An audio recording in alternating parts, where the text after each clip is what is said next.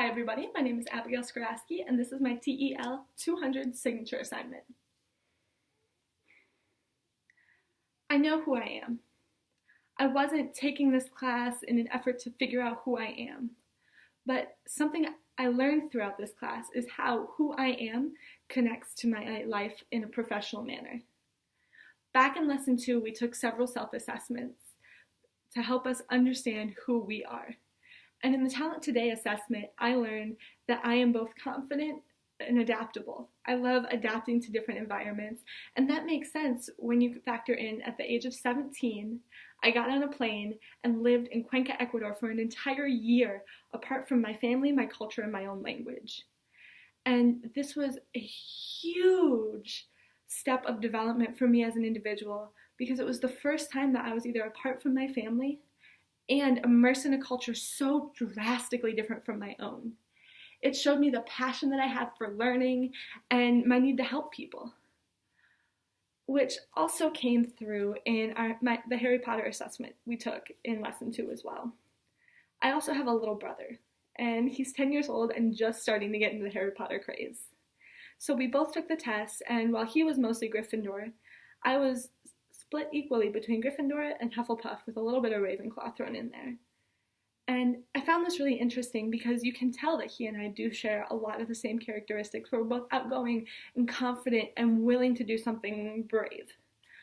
But I also have a lot of those motherly habits where I want to protect and shield him from the world around him. And so this all ties in as you consider I also grew up in the inner city of Milwaukee where I was one of 5 white kids in a class of almost 40.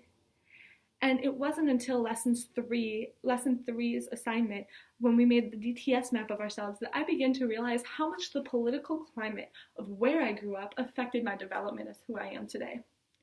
At the age of 9, I remember going to protest in the capital city in Madison, the school choice program.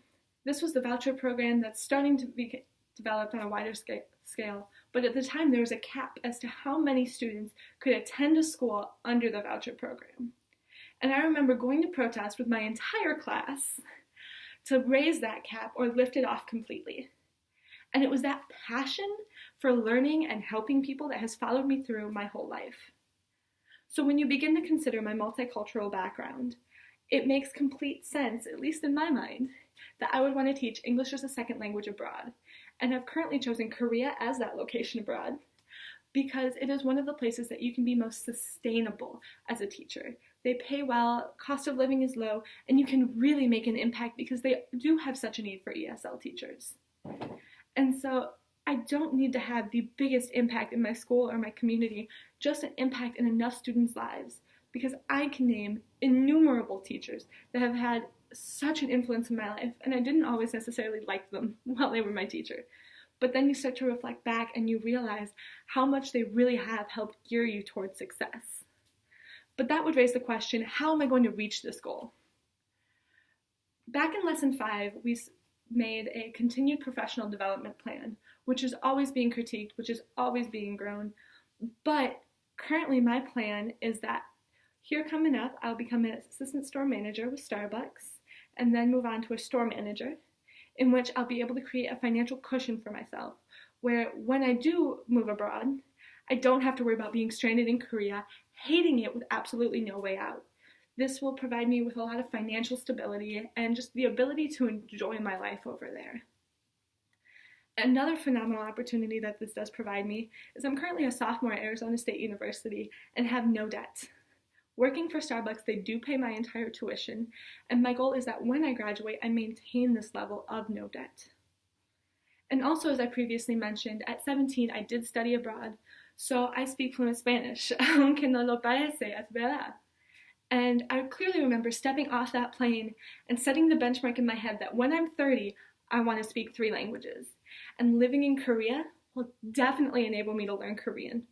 Hopefully I'll know the basics by the time I get off the plane to live there, though.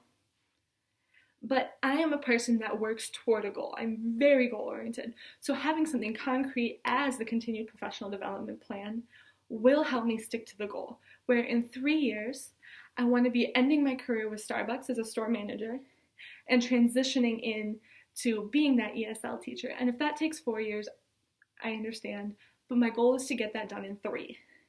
And then in 5 years, my goal is to continue studying online and ideally obtain my master's in English as a second language here at Arizona State University.